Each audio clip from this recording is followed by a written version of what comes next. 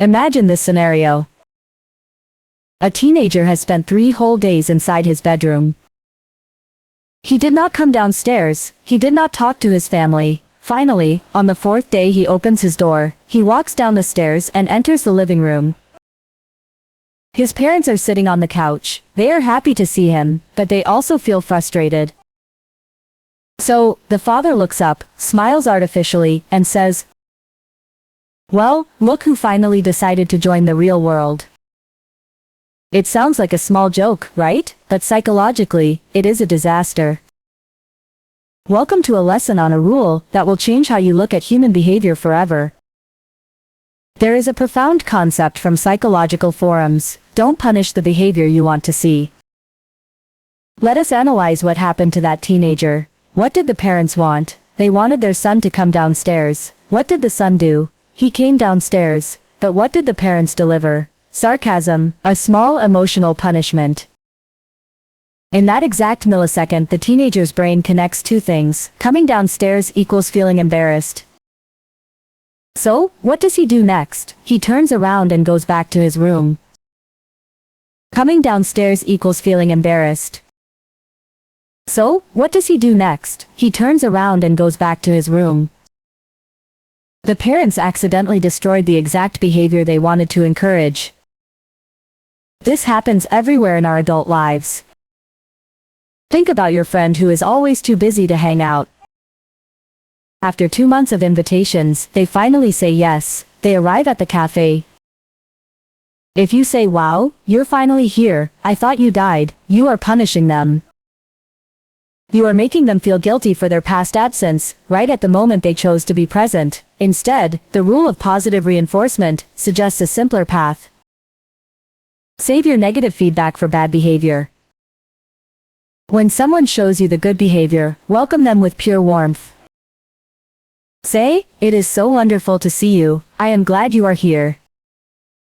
Make the destination feel safe, and they will return. Part 2. The art of self-compassion and rewards. Now let us turn this rule inward. How do you treat yourself when you fail to meet your own expectations? Let us talk about fitness. You promise yourself that you will exercise every day, but life gets heavy, you get exhausted. For 4 days, you do nothing but sit on the couch and stare at screens. Inside your mind, a silent voice begins to speak. You are lazy, you have no discipline, look at you, you are failing. This is silent shaming, it is self-punishment. But life gets heavy, you get exhausted. But here is the anti-intuitive truth. Punishing yourself for being lazy does not make you productive. It just makes you tired. When your brain feels criticized and hopeless, it does not want to run a marathon. It wants comfort food. It wants to hide. There is a brilliant alternative strategy. Stop shaming yourself for the days you do not move. Instead, create a high-value incentive for the days you do move. Imagine keeping a jar of your favorite peanut M&Ms on the counter. The rule is absolute. You can only eat them on days you work out. But here is the secret mechanism. Be incredibly generous with how you define a workout. A workout does not mean sweating for 2 hours in a loud gym. If you are exhausted, a 3-minute walk around your block counts. A 5-minute slow stretch on your living room rug counts. Because the barrier to entry is so low, your brain thinks, "Well, I want those chocolates. I cannot run today, but I can easily walk for 3 minutes." You do the walk, you eat the reward. You did not punish your laziness, you rewarded your tiny effort. And tiny efforts build massive habits. Part 3. The social feedback loop. But what do we do about bad behavior? How do we stop things we do not want to see without destroying our relationships? Let us look at a modern social disease. Phone addiction during dinners. We have all experienced this. You are sharing a deep story with a friend at a restaurant, and suddenly they look down, their eyes lock onto their smartphone screen. It feels disrespectful, it breaks the human connection. How do people normally react? They either suffer in silence, creating internal resentment, or they start an aggressive argument. Both options ruin the night. Here is a playful, highly effective solution used by close groups of friends.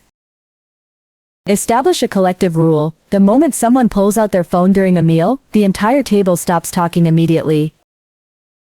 And together, everyone loudly delivers a unified, boo?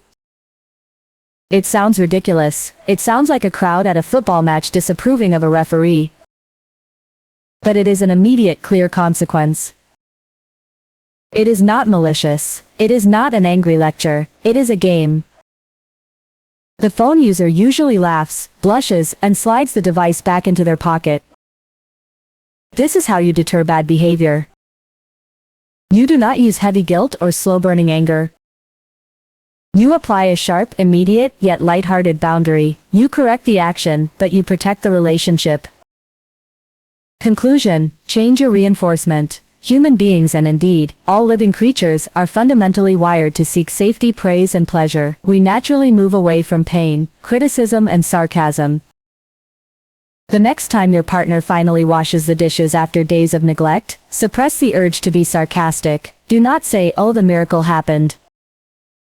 Smile and say, "Thank you so much. The kitchen looks beautiful." The next time a colleague turns in a project late, do not focus exclusively on the delay. Acknowledge the deep energy they spent to finish it. And most importantly, the next time you take one tiny imperfect step toward your own dreams, do not tell yourself it was not enough. Reward yourself. Celebrate the spark. Stop punishing the behavior you want to see. Nourish it with kindness, and watch how beautifully your world begins to grow. Thank you for spending this slow time with me. Stay mindful, and stay kind to yourself.